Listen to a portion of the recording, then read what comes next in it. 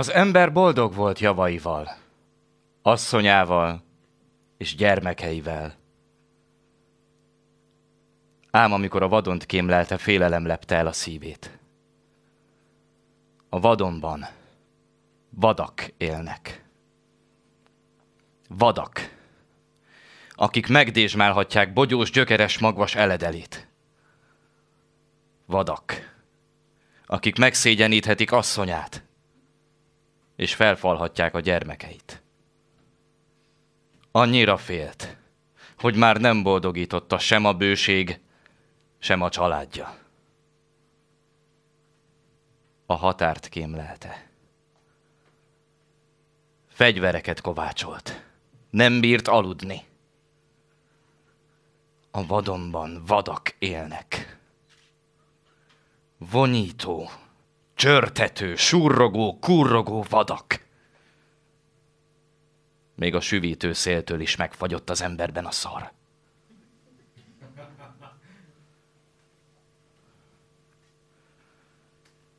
Hónapok óta álmatlanul szűkölt. Rettegett, hogy egyszer majd eljönnek. Szétbarmolnak, felfalnak, megbasznak mindent és mindenkit.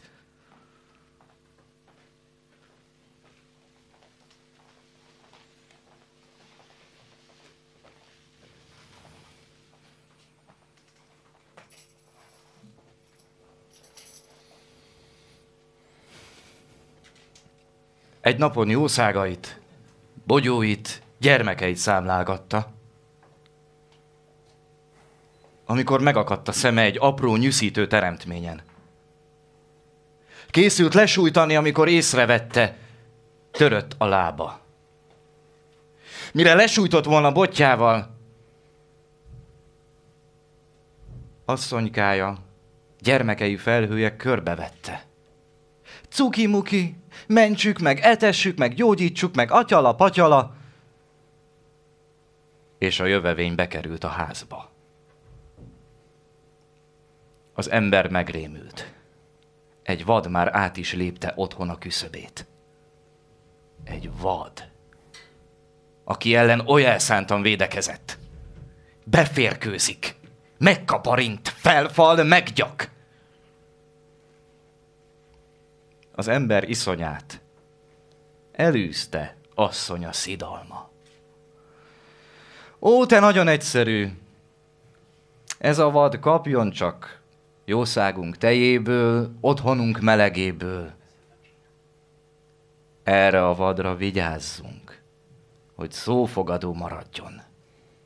Ez a vad ismeri a vadon népét. Ez a vad megerősödik, és őrként védelmezi majd otthonunkat. És te, ember, nyugodtan alhatsz. Gyönyörködhetsz javainkban, bennem és gyermekeinkben. Ez a vad lesz a mi magyar janicsárunk, zsidó inkvizítorunk, szik testőrünk, fekete lakályunk,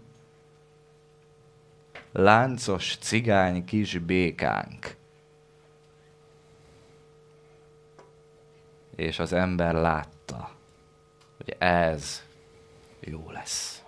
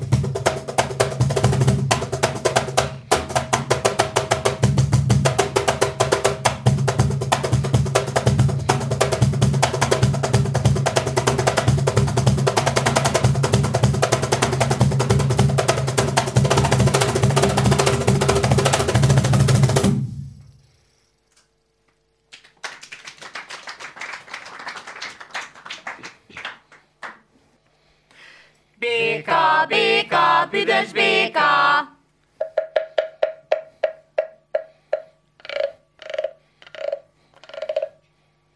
Béka, béka, büdös béka! Béka, béka, büdös béka! Feltrengsz az iszapos tóba, csöpögteted ránk a nyálkád, okád, oda kénes lábad. Béka, béka, büdös béka! Minek szült anyád világra? Dögölj meg a tavacskádba!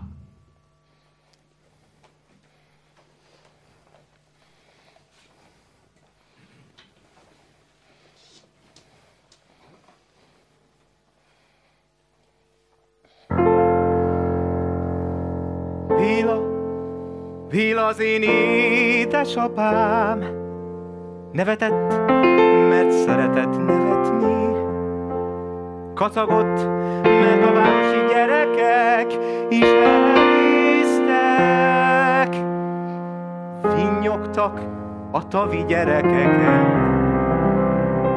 A kacagás keserű utóvíz hagyott szájában. Tudta, hogy az iszapszaktól lehetetlen szabadulni. Béla mégis remélte, hogy kinyílik előtte a világ. Sikeres lesz, és mindent elér majd, mert ő más, mint a többi taggi szerzet. Kétszer annyit mosdott, mint a testvérei. Súrolta magáról az iszapot, néve a krémmel kente sötét foltjait.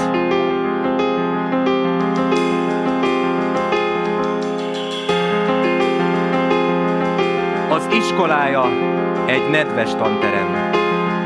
Az igazgató úgy vélekedett.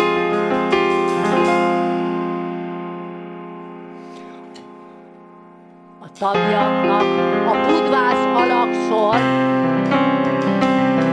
a tavilábos érzetét kelti, ami ősibb, mint egy frissen meszelt tér. A dokszakban boldogan kuruttyolhatnak, hőskölteményeket olvastatni, hajórakományokat számoltatni, hegyeket rajzoltatni úgyis felesleges. A hősiesség nem jelent nekik semmit, úgysem fognak innen elhajózni, és hegyeket sem látnak majd soha. Csak a tavilápost, ahová születtek.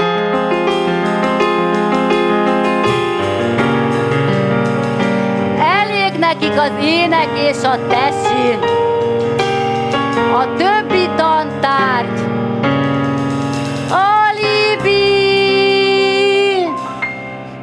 Béla hallva ezt az okfejtést elolvasta, kiszámolta, megrajzolta. Tudta, ki volt Noé felesége, milyen messze van Kréta, és hogy néz ki Róma. Talán tanár vagy orvos lett belőle? Béla története nem tündérmese, de a legtöbb társától eltérően bekerült a szakmák iskolájába, és belekezdett a villanyszerelésbe. Miért pont a villanyszerelésbe? Mert fényt akart vinni az emberek életébe.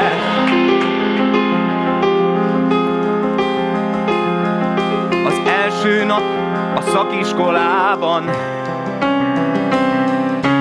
reggel nem érkezett meg a tavibusz. Norbert el a másik tavival lesprintelték azt a kurva 10 kilométert. Izzadtan léptek be a tanterembe, ahol jól megmondták nekik a társaik előtt. Béla és Norbert, a késős tavi békák, nem kell nékik melegedő, mert úgy is izzadnak, mint a lovak.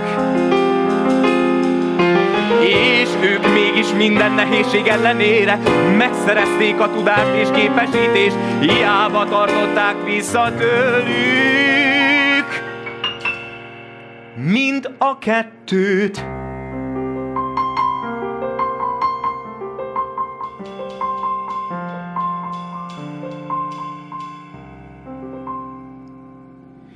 Iskola után semmi munka nem akadt. Bezárkózva otthon életunta nőtt. Az utcára nem mert kilépni.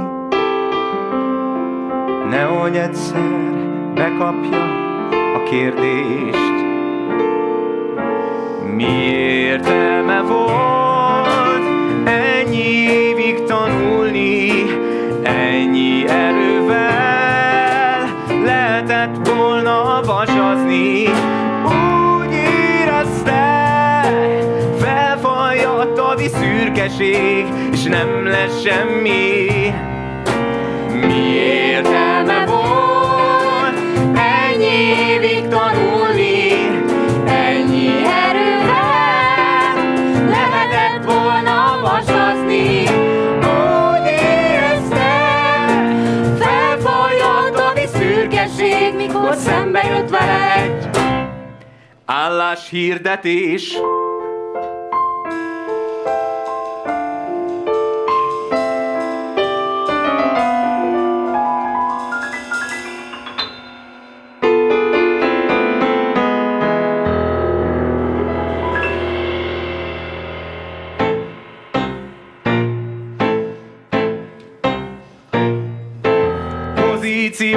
Láncos őrkutya béka, munkakör, művészeti érték megőrzés, a veszélyes elemekkel járjon el, a törvénytelenség teljes erejével. Elvárás, Lakcím, törzskönyv, oltási, adó, TB, keresztlevél, erkölcsi, félelmet keltő megjelenés, erőteljes basszus, ne lógjon belőle szarcsimbó, értsem a vadak nyelvén, ne engedjen futni senkit. Higgye el, hogy a munkáltató a világ jobbításán dolgozik, élete árán is védje meg a köztéri alkotás épségét. Mit biztosítunk? Minimálbérnél forinttal sem több fizetség.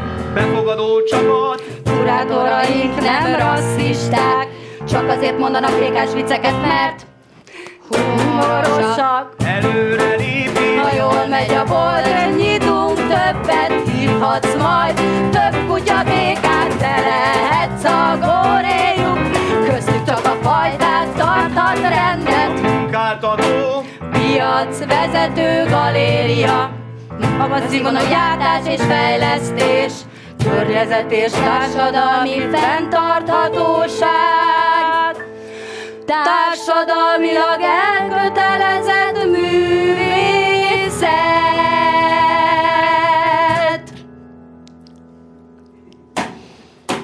jelentkezés, Fényképes életrajz, lássuk mennyire nézel ki békásan, álomkukackarrier.hu.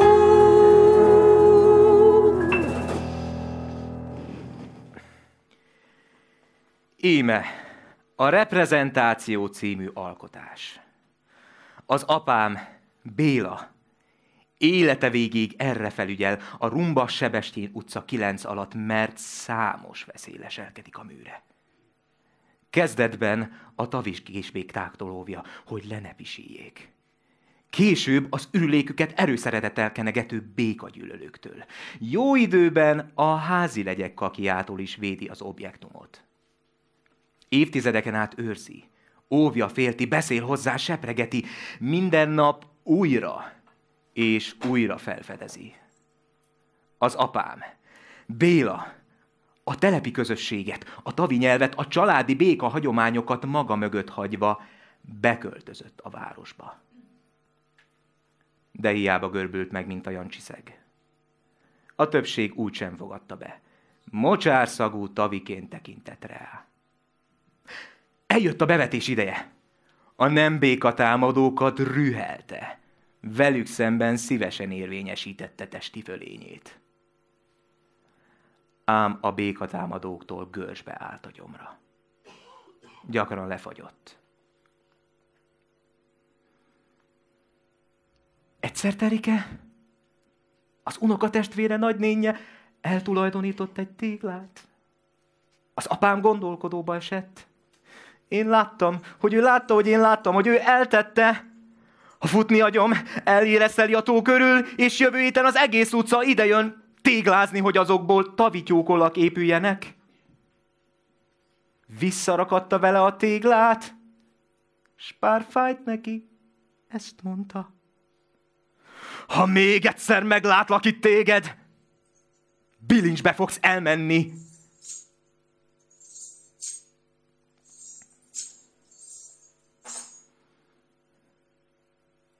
Szegény öregasszony, szegény apám, a szégyen nedves mocsárszagú érintését érezték mind a ketten.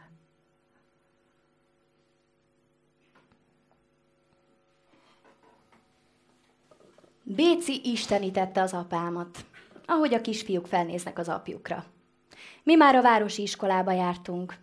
Apám nem akarta, hogy közünk legyen a mocsári életvitelhez. Hé, te apukád biztonságőr az utcán? Igen, műkincsrablókat kerget. Figyelj, tetszik az órám. Apukám azt mondta, vigyázzak, de hogy lenyúlja valami tavi béka.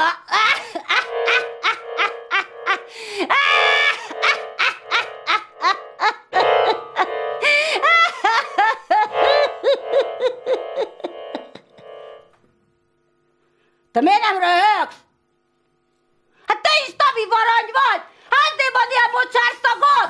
Béci arcán szétterült a düh, megragadta a városi gyerek torkát, fejét a padlóhoz csapta egyszer, kétszer, háromszor.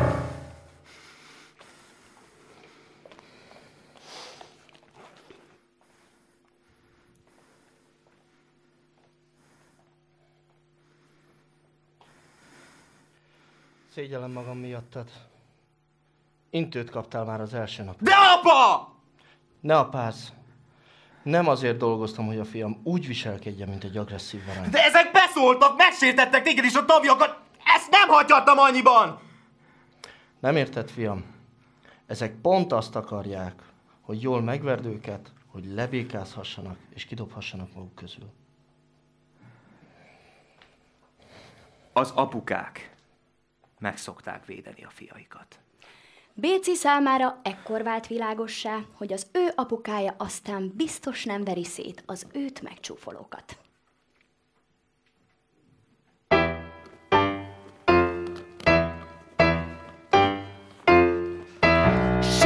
Suli-buli, 2 órába bele kell férni. A pogálcsának és üdítőzésnek, a cigizésnek és piálásnak a WC-ben, az andalító melódiáknak, a vadpogózásnak és az első csóknak. Hogy nézek ki? Mint egy idióta, de te nem is jöhetsz. Mi bajod velem? Csak annyi, hogy létezel, itthon maradsz. Nem vagy még középsulis. Jó, akkor bemászom az ablakon is, jól leégetlek mindenki előtt. Esélytelen volt engem lerázni. A buliban a tesóm, osztálytársa Ricsi elkezdett molesztálni. Én meg jól tökörrúgtam. Ricsi szobrányára megérkezett Béci, észrevette a balhét. Dír, dór, bív, púv, beng, beng, beng, beng. Ez a sokadik húzásod volt, Béci? Ki vagy baszarintva? Harsogta az igazgató. Úgy is tudom, mit akarsz mondani. Alázattal kellett volna végignézzem.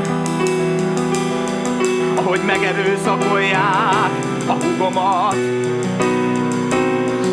De akkor lennél rám büszke. Tudod mit? Inkább ne legyél rám semmi.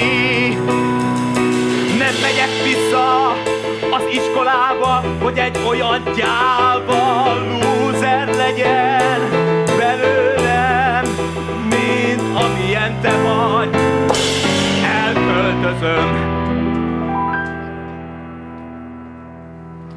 Nem sokára BC, a Moonlight Disco kidobója lett, míg apukám naphosszat egy műalkotást védelmezett. Addig a tesóm, a társadalom minden mocskát én alájta. Funkciója, hogy a klubtól távol tartsa a drogokat terítő csajokat, futtató balhés békákat, akár nem béka, akár béka volt a rendbontó. Ő lelki furdalás nélkül érvényesítette fizikai fölényét a Moonlightban.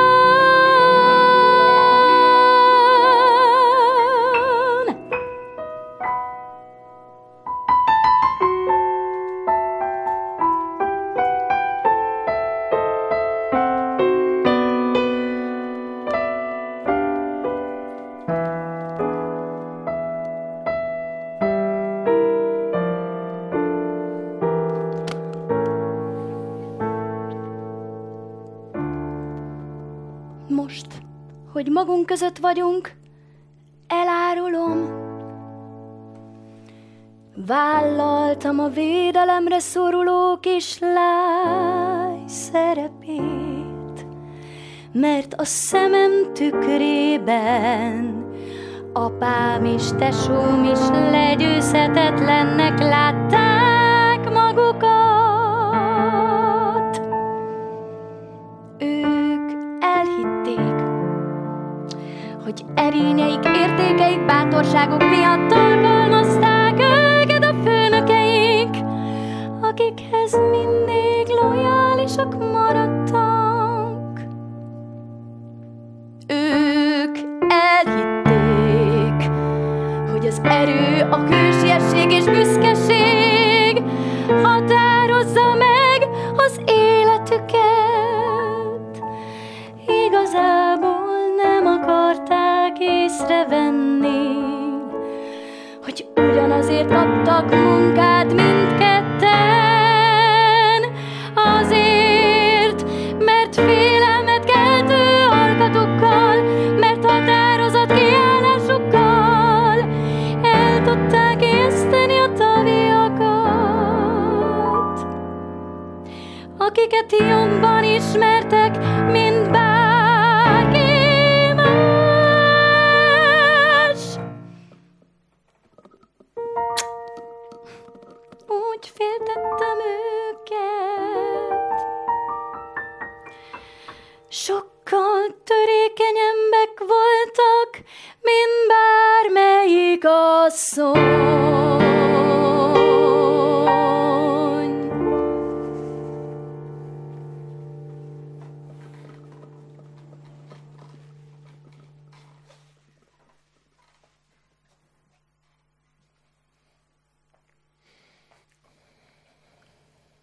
Béluga. Kisfiam.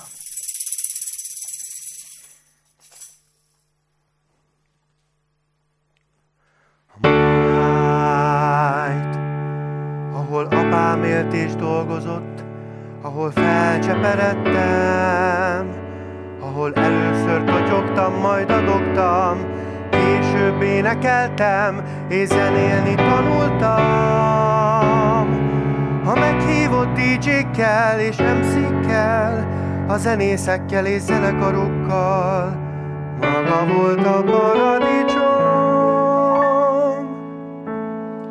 Már külföldön dolgoztam, mikor a bátyám agyvérzést kapott. Egy sánta béka olyan felesleges a világ számára, mint a sánta kidobó egy klub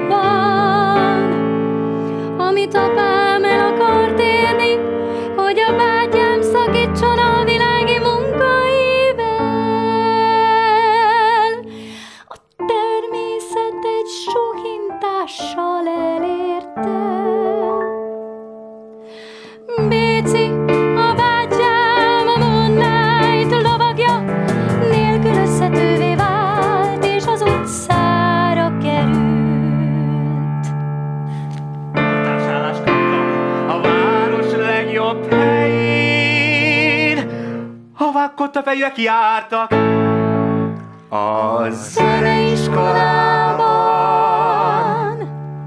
Gyakran meglátogattam apámat, és hát mit mondjak, itt sem fogtam vissza magamat.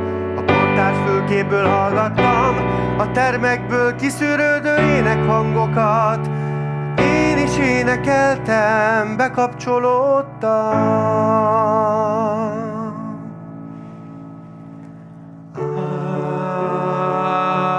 Ave Maria.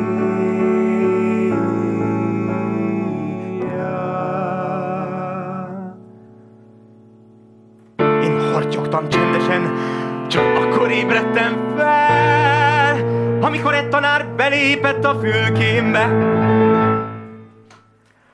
Ave Maria.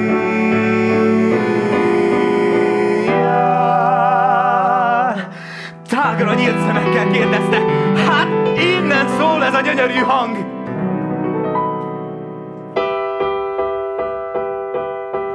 Magamhoz ragadtam a szót, a szememet csillogtatva mondtam, minden vágyam a többiekkel énekelni. Nyomolós a természetem és a bennem szunnyadó tehetségnek köszönhetően én Béluka lettem, az első béka fiú. Aki a város legjobb iskolájába tanulhatott, a legjobb zenetanároktól. Énekeltem, billentyűztem, húroztam és fújtam, az évvégi fellépésen így konferáltak fel. Iskolánk legfiatalabb színfoltja és dísze.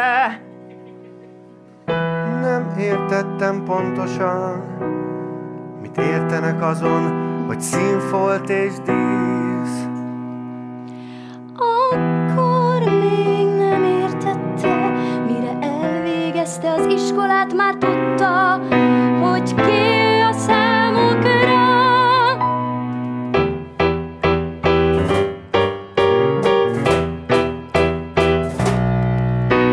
Egy egzotikus, különleges szék, az egyetlen béka a zeneiskolában. Egy színfolt, mi bizonyítja, hogy az iskola mennyire kiáll a sokszínűség mellett. Milyen kár, hogy több színfoltra nem volt szükségük rajta kívül. Ki akartam radírozni a békaságot magamból. Nem, mint a szégyelte volna. 17 évesen a Béluka nevet, amit apámtól és nagyapámtól örököltem, és ami kiadta a származásomat, Lukára változtattam a becenevemre, ami mediterrán származásra utalt. Az nem jutott eszébe, hogy díszbékának lenni talán jobb, mint őrbékának, amely szerep a felmenőinek jutott. Nekem már nem kell a sajátjaimmal harcra kelni. Az én szerepem az lesz, hogy díszbékaként igazoljam, milyen szép és befogadó a nem békák világa.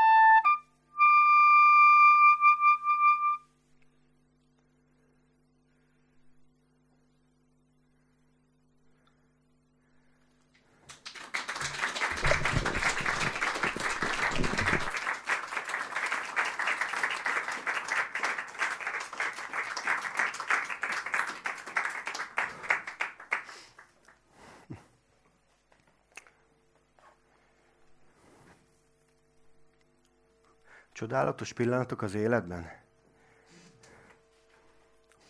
Amikor színpadon vagy. Elvakítanak a reflektorok. A nézőtérről figyel több ezer ember, akiket nem látsz a lámpák miatt, de érzed őket. Engeded, hogy átáradjon rajtad a zene. Nem is te zenélsz, hanem utat engedsz a zenének, hogy elárassza a teret. Vannak, akik számára a koncert végén felzendülő taps ad örömet. Számomra a taps egy kellemetlen vekker, ami véget vet annak a közös álomnak, amiben elrepítettem az embereket. Illetve nem is én, hanem a zene, aminek én is eszköze voltam. Akkor hódítasz, amikor zenélsz, nem amikor megtapsolnak. A taps a hódító legyőzetése. Mint amikor a legyőzött népek meghajolnak új úruk előtt.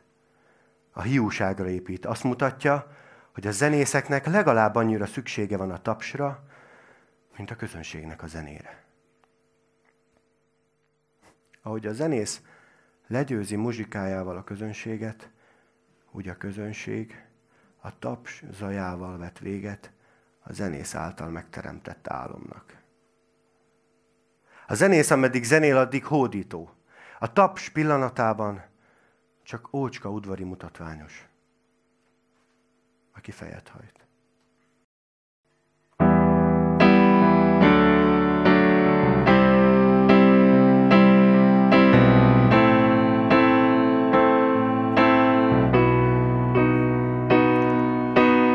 Higgyetek, amit szeretnétek, meghajolok előttetek, jól nevelt észbékaként, de attól még én hódítalak meg titeket, a szíveteket és szimpatjaitokat, és ti nem győzhettek le engem.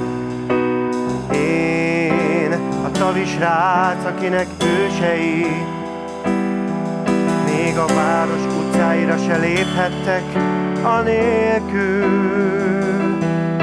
hogy undorodó tekintetekkel ne találkoztak volna. Pofátlanul bejárom a világ összes pontján, belépek azokba a terekbe, melyeket védelmeztek a fajtám tagjaitól, s vágyakozó tekinteteket váltok ki belőletek. Nekem nem teljes egy fellépés, ami után nem hódítatok mást is, csak egy asszonyi testet. A koncert után magamhoz kell engednem pár csacsogó, nevetgélő ajkat. Be kell furakodnom azoknak a testébe, akiknek ősei megvetették, és távol tartották maguktól az enyémet. A hálószobák katarzisát nem követi taps, és nem kell meghajolni, csak oldalra fordulni, és anvás színlelni. Ők nem is várnak tőlem többet, egy egzotikus numera vagyok, a skalpokat retikükbe ejtve, visszamennek csillogó otthonaikba, ahová soha, de soha nem engednének be egy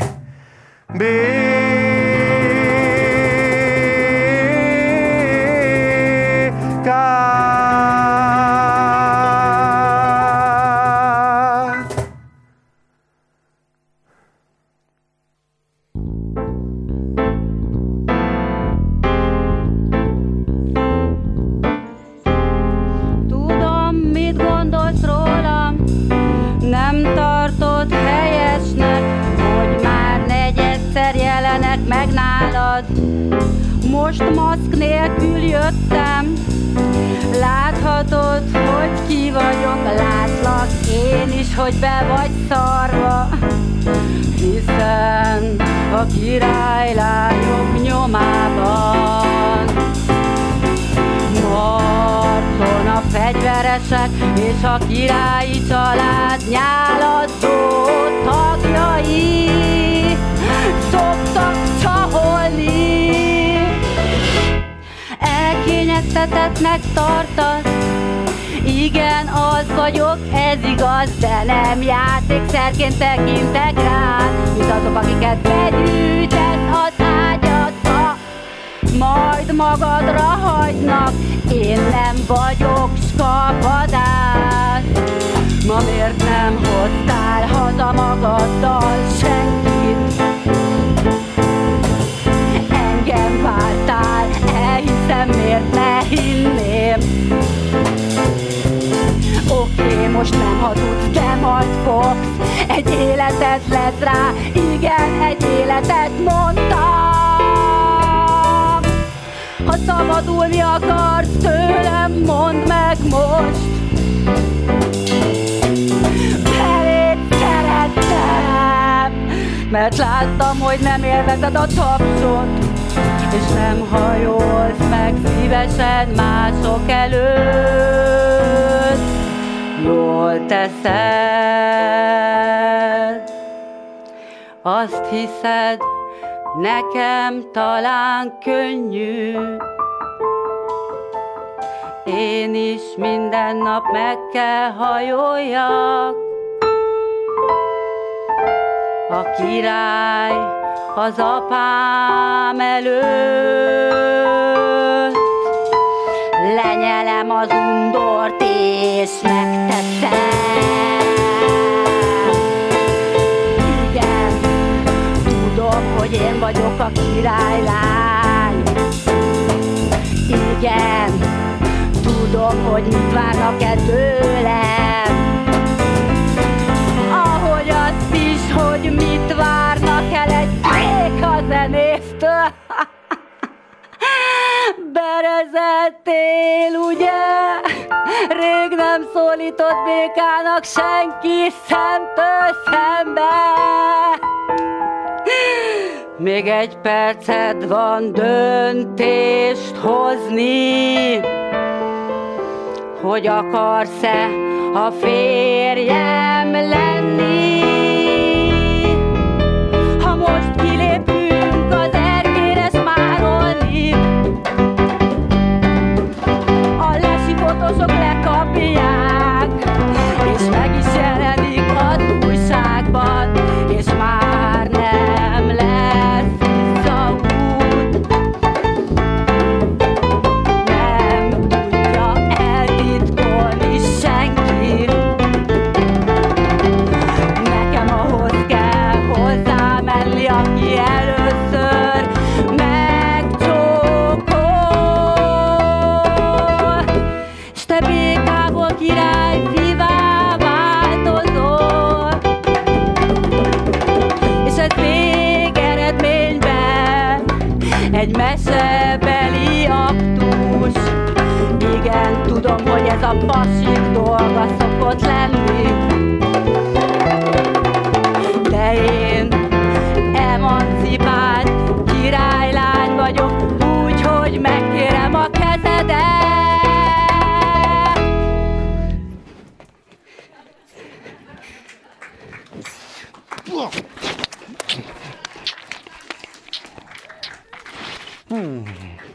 Két hét múlva meg is ülték az esküvőjüket. 7 nap, 7 éjjel tartott a mennyegző. Szerelmük lett az integráció szimbóluma. Fénylő csillagokká vártak az ország egén, és boldogan éltek, míg meg nem haltak.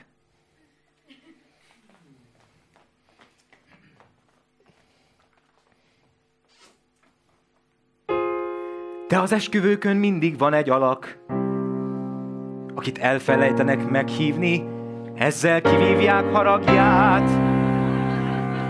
Ezúttal Norbi bátyja volt az, Béla osztálytársa a villanyszerelő iskolából, akit azóta akár akarja, akár nem, a cigány képzőművész jelzővel illetnek, és aki nem szégyelt felpattanni, és emígyen szólni a nász néphez. Azért, mert egy királylánnyal egybekelt egy sikeres zenész, akinek már az apja és a nagyapja is azért harcolt, hogy elfogadják őket a városiak. És most egy királylány szerelmének köszönhetően hirtelen ő lett az ország veje. Ne gondoljuk már, kérem, azt, hogy mostantól minden kisbékának hurrá lesz, meg jaj, de jó.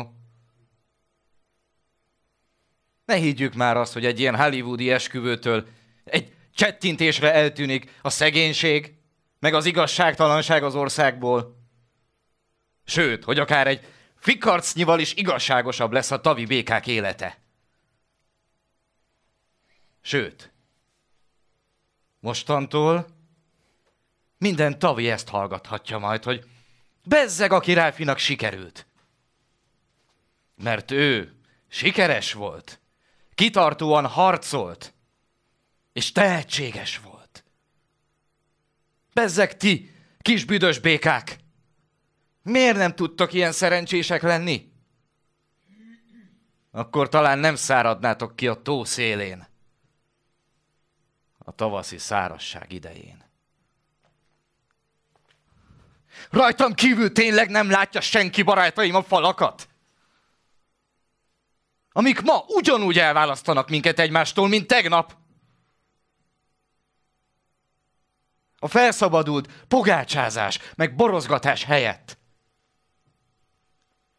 Nem kéne inkább lerombolni ezeket a falakat?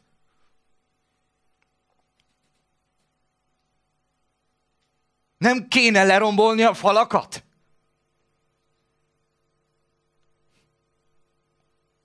Nem kéne lerombolni ezeket a kurva falakat?